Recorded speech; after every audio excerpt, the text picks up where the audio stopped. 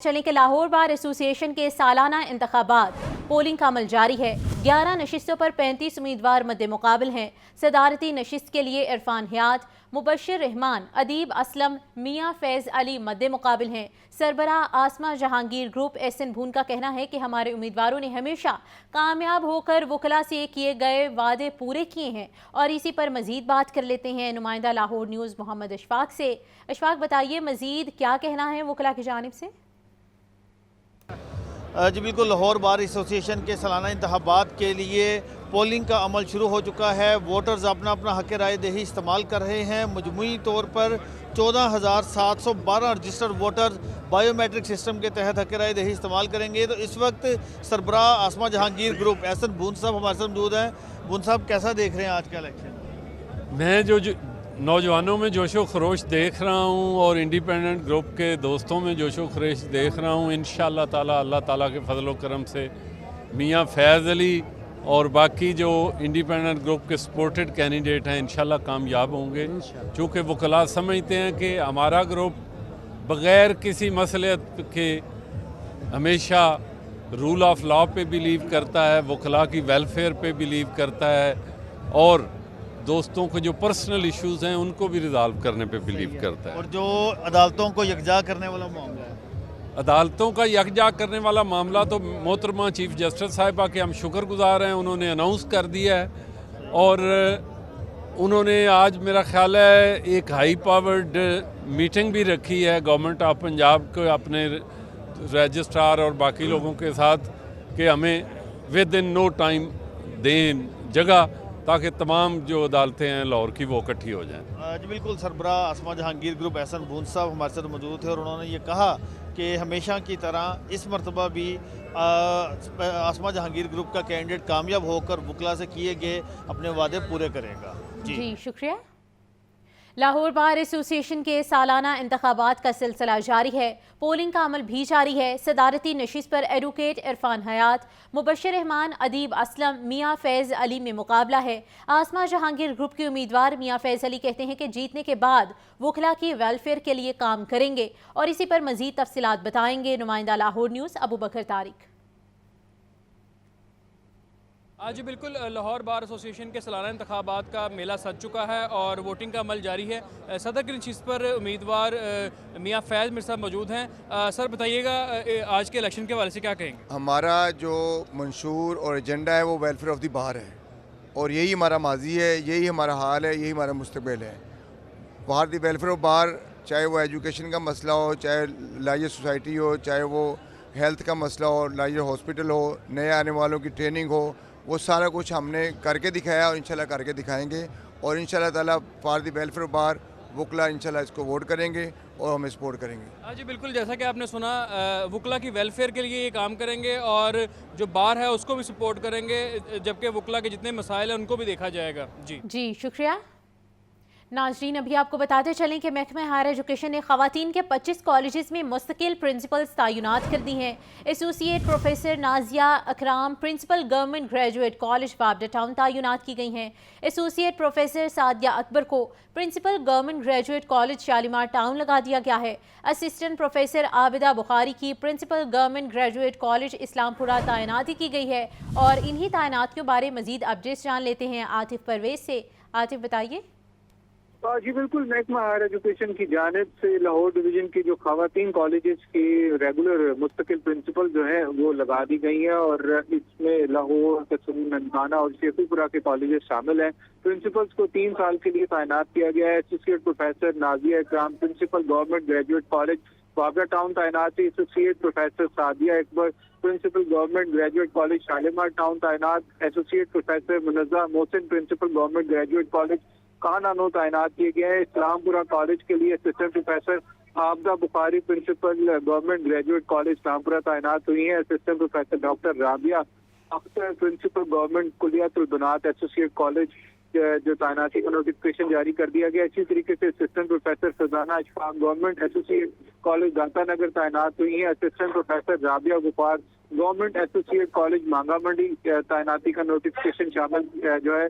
इसी में assistant professor Iram Zulfikar principal government graduate college हेर बेदिया جو ہے تعیناتی کا نوٹیفکیشن جاری کر دیا گیا ہے. فیمیل کے ساتھ اب میل کالجز کے جو پرنسپلز ہیں ان کی تعیناتی کا نوٹیفکیشن جاری ہونا ہے. یہاں یہ واضح کیا جاتا ہے کہ پنجاب میں اس وقت 450 جو کالجز ہیں جہاں پر ریگولر مستقل پرنسپل نہیں ہیں, اور یہ اب محکمہ ہائر ایجوکیشن کی جانب سے جو انٹرویوز کا سلسلہ شروع ہوا تھا, اس کے بعد لاہور ڈویژن کے لیے جو ریگولر پرنسپلز ہیں ان کی تعیناتی کا نوٹیفکیشن جاری کر دیا گیا ہے. تعیناتیوں کا نوٹیفیکیشن بھی جاری کر دیا گیا ہے. اپڈیٹ کرنے کے لیے شکریہ. پنجاب میں اپنی نوعیت کے پہلے دھی رانی پروگرام کا آغاز ہو چکا ہے. صوبہ بھر میں 1500 جوڑوں کی شادی کا ریکارڈ ہے. وزیر اعلیٰ پنجاب مریم نواز آج 50 اجتماعی شادیوں کی تقریب میں شرکت کر کے پروگرام کی لانچنگ کریں گی. فرنیچر اور ضروری اشیاء کے تحائف پیش کیے جائیں گے. نئے جوڑوں کو وزیر اعلیٰ پنجاب کی طرف سے 1 لاکھ روپے سلامی بھی دی جائے گی. اور اسی پر مزید بات کر لیتے ہیں. بیورو چیف حسن رضا ہمارے ساتھ موجود ہیں. حسن بتائیے. دیکھیں, پنجاب حکومت کی جانب سے دھی رانی پروگرام کے عنوان سے ایک پروگرام کا آغاز کیا گیا, جس کی باقاعدہ طور پہ آج آغاز ہونے جا رہا ہے. صبح بھر میں 1500 جوڑوں کی شادیوں کا ریکارڈ جو ہے وہ کیا جا رہا ہے. وزیر اعلیٰ مریم نواز شریف آج لاہور میں 50 اجتماعی شادیوں کی تقریب میں شرکت کر کے دھی رانی پروگرام کی لانچنگ کریں گی. اور دھی رانی پروگرام کے لیے 1 ارب روپے کا بجٹ مختص کیا گیا. پہلے فیز میں 3000 شادیاں ہوں گی. تمام جوڑوں کو وزیر اعلیٰ پنجاب کی طرف سے فرنیچر اور ضروری اشیاء کے تحائف پیش کیے جائیں گے. نئی جوڑوں کو وزیر اعلیٰ پنجاب مریم نواز شریف کی طرف سے 1 لاکھ روپے سلامی بھی دی جائے گی. اور مریم نواز شریف نے دھی رانی کارڈ کی لانچنگ بھی کریں گی, جو کہ تمام جو دھی رانی کارڈ ہوگا اس میں 1 لاکھ روپے ہوگا اور وہ جو ہے وہ جوڑوں کو دیا جائے گا. دھی رانی کارڈ کے ذریعے نئے جوڑے 1 لاکھ روپے سلامی حاصل کر سکیں گے اور اس کو استعمال کر سکیں گے. ان کو ایکٹیو کر دیا جائے گا اور بینک آف پنجاب کی طرف سے یہ کارڈ ہوگا جو کہ تمام جو ہے وہ جوڑوں کو دیا جائے گا. ٹھیک ہے حسن, اپڈیٹ کرنے کے لیے بہت شکریہ. لاہور سمیت پنجاب کے میدانی علاقوں میں دھند اور شدید سردی کی لہر جاری ہے. درجہ حرارت میں مزید 2 سے 3 سینٹی گریڈ تک کمی کا امکان ہے. محکمہ موسمیات نے سوشل میڈیا پر شدید ترین سردی کی لہر آنے کی خبروں کو من گھڑت قرار دے دیا. اس تمام صورتحال پر بات کر لیتے ہیں نمائندہ لاہور نیوز سہیل کیسر سے, جو اس وقت ڈائریکٹر محکمہ موسمیات علیم الحسن سے گفتگو کر رہے ہیں. موسم کی یہ شدت آئندہ کیا رخ اختیار کرنے والی ہے, اور سوشل میڈیا پر کچھ خبریں بھی چل رہی ہیں جی کہ 12 جنوری سے سردی کی شدید ترین لہر آ سکتی ہے.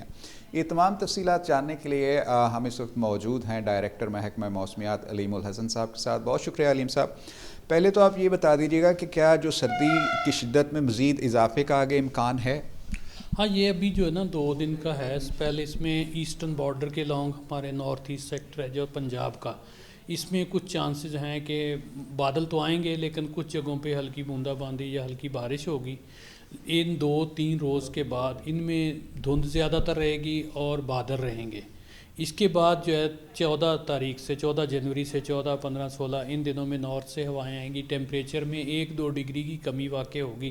لیکن جو سوشل میڈیا کی خبروں کی آپ بات کر رہے ہیں وہ میں نے بھی صبح دیکھی ہے, کسی ساتھی نے فارورڈ کی تھی, لیکن ان میں کوئی حقیقت نہیں ہے کہ 100 سالہ ریکارڈ سردی کا ٹوٹ جائے گا. مطلب یہ کہ یہ جو سوشل میڈیا پر نیوز چل رہی ہیں اس پر بلیو کرنے کی کوئی وجہ نہیں؟ نہیں, میں نے بتایا نا کہ جسٹ ہمارے پنجاب کے ایسٹرن بارڈر کے لانگ بہاول نگر, اکاڑا, سائی وال اور اوپر گجرانوالا, لاہور, سیالکوٹ سیکٹر اور پھر اوپر آزاد کشمیر کے ایریاز, ان میں چانسز ہیں کچھ جگہوں پہ ہلکی بارش اور کچھ جگہوں پہ صرف بوندا باندی کی.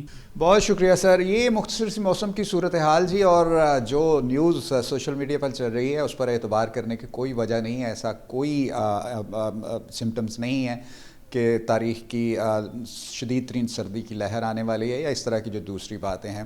جو موسم کی صورتحال تھی اس کے بارے میں ہم نے آپ کو آگاہ کر دیا. جی شکریہ. محکمہ خصوصی تعلیم نے طلباء کے لیے یونیفارم کی پابندی میں نرمی کر دی ہے.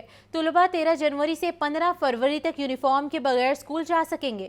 سردی کے پیش نظر پیر تا ہفتہ تعلیمی ادارے صبح 9 بجے سے دوپہر 2 بجے تک لگیں گے. جمعے کے روز صبح 9 سے دوپہر 12 بجے تک تعلیمی سرگرمیاں ہوں گی. موسم سرما کی چھٹیوں کے بعد کے اوقات کار جاری کر دیے گئے ہیں اور اسی بارے مزید تفصیلات بتائیں گے عاطف پرویز. جی بالکل، محکمہ خصوصی تعلیم کی جانب سے جو بچوں کے لیے خصوصی ریلیکسیشن دی گئی ہے، 13 جنوری سے 15 فروری تک تعلیمی اداروں میں آنے والے طلباء کے لیے یونیفارم میں ریلیکسیشن دی گئی ہے. وہ کسی بھی کلر کی جیکٹ، جرسی، سویٹر جو ہے وہ پہن سکتے ہیں. اس کے ساتھ ساتھ ٹوپی بھی کسی بھی رنگ کی اور قسم کی پہن سکتے ہیں، اور جرابیں جو ہے وہ بھی پہننے کی اجازت ہوگی کسی بھی کلر کی. اور یہ ریلیکسیشن جو ہے وہ سردی کی شدت کو دیکھتے ہوئے دی گئی ہے. سردی کی پیش نظر پیر کا ہفتہ صبح 9 بجے سے دوپہر 2 بجے تک تعلیمی ادارے لگیں گے. جمعے کے روز اوقات کا صبح 9 بجے سے دوپہر 12 بجے تک ہوں گے. محکمہ خصوصی تعلیم نے موسم سرما کی چھٹیوں کے بعد کے لیے اوقات کا جو ہے وہ جاری کر دیے ہیں. ٹھیک ہے عاطف، اپڈیٹ کرنے کے لیے آپ کا شکریہ. موروثی اور خون کی بیماریوں کے علاج کا پہلا ادارہ لاہور میں قائم کرنے کا فیصلہ کیا گیا ہے. وزیر اعلیٰ کے کلینک آن ویلز کے فلیگ شپ پروگرام کو تیز کرنے کی ہدایت کی گئی ہے. سینئر وزیر مریم اورنگزیب کی زیر صدارت پنجاب میں سالانہ ترقیاتی پروگرام کا 5واں اجلاس ہوا، جس میں 3000 نرسوں کی بھرتی کا عمل مکمل کرنے کا حکم دیا گیا ہے. اور اسی پر مزید تفصیلات جان لیتے ہیں حسن رضا سے. حسن بتائیے. پنجاب حکومت کی جانب سے صوبے میں صحت کے میدان میں انقلاب لانے کے دعوے کیے گئے اور مریم نواز شریف کی ہدایت پر محکمہ صحت نے صوبہ میں آئندہ 4 سالوں کے ترقیاتی منصوبوں کا عمل پیش کر دیا.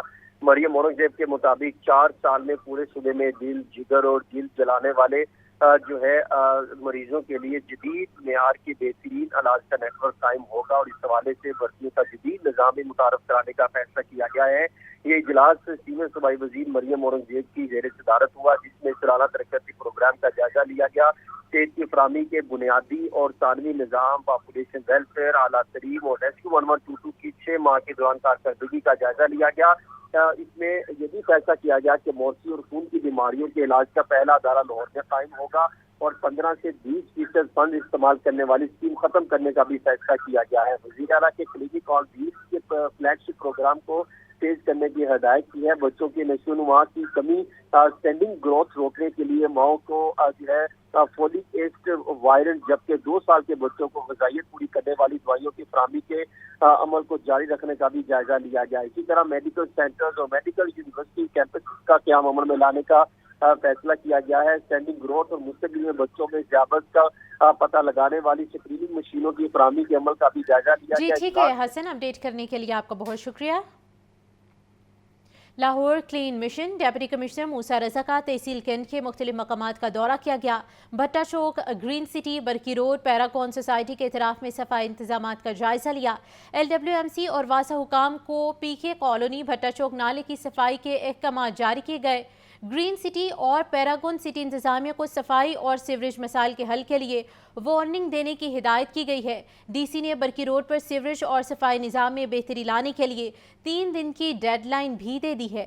آپ کو اپڈیٹ کیا جا رہا ہے کہ Lahore clean mission deputy commissioner Syed Musa Raza کا تحصیل کینٹ کے مختلف مقامات کا دورہ کیا گیا ہے، جس میں بھٹا Chowk, green city, Burki road, paragon society کے اطراف میں صفائی انتظامات کا جائزہ لیا.